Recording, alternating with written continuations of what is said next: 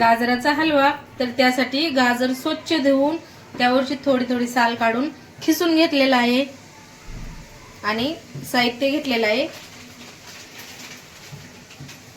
Milk powder घेतलेला आहे, काजू बदाम घेतलेला आहे आणि विलायची पावडर म्हणजे विलायची सोलून कुटून घेतलेला आहे.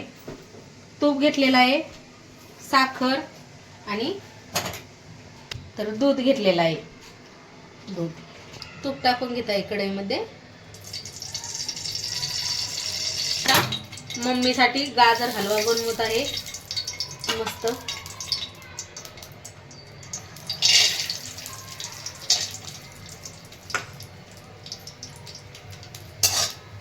तर आधी काजू आणि बदाम थोडेसे फ्राय करून घेते.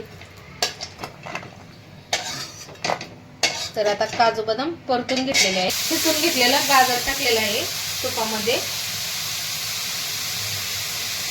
तुम्ही ना या पद्धतीने हलवा करू, गाजराचा हलवा करून पहा. खूप टेस्टी आणि खूप छान लागतो.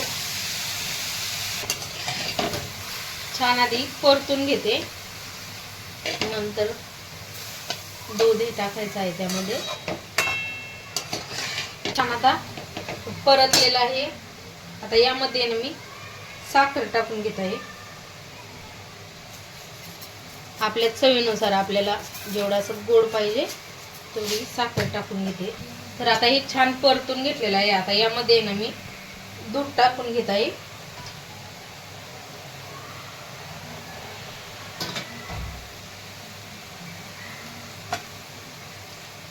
दुधावरची साय पण टाकून घेतलेली आहे.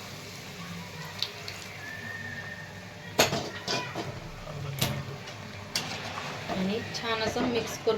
तर हे दूध आहे ना मी आधी तापवून घेतलेलं आहे गरम करून खूप वेळ. आणि पाणी अजिबात टाकलेलं नाही दुधामध्ये आज.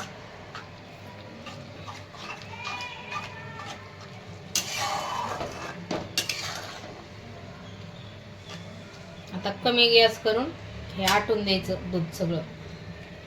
पाहू शकता आता शिजत आलेला आहे आपला हा गाजराचा हलवा. खूप टेस्टी आणि यम्मी लागतो. एकदा करून पाहा.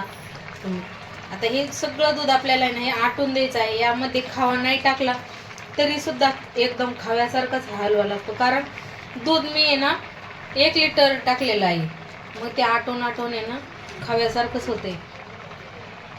1 लिटरला थोडंसं कमी असन, नाहीतर 1 लिटर टाकलेलं आहे. आता आहे ना यामध्ये मिल्क पावडर टाकते.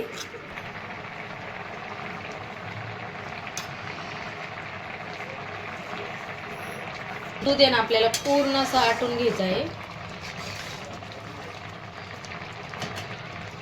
मिल्क पावडर टाकून मिक्स करून घेतला आहे छान. परत आता हे आटत आल्यावर साखर टाकून घेत आहे आणखीन थोडीशी.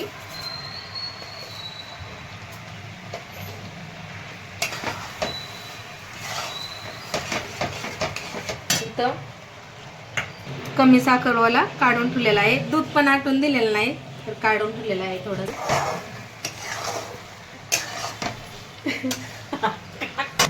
मम्मीसाठी एकदम गोड असं त्यांना गोड आवडतं तर गोड बनवलेला आहे थोडासा हलवा गाजराचा.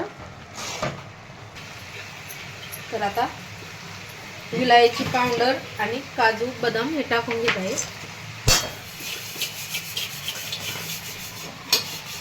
मिक्स करून घेते. विलायची पावडर टाकल्याने खूप छान मस्त असं सुगंध येतो.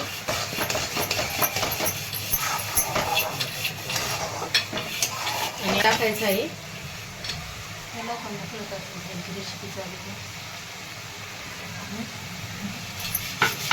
तर आता तूप टाकून घेतलेलं आहे यामध्ये.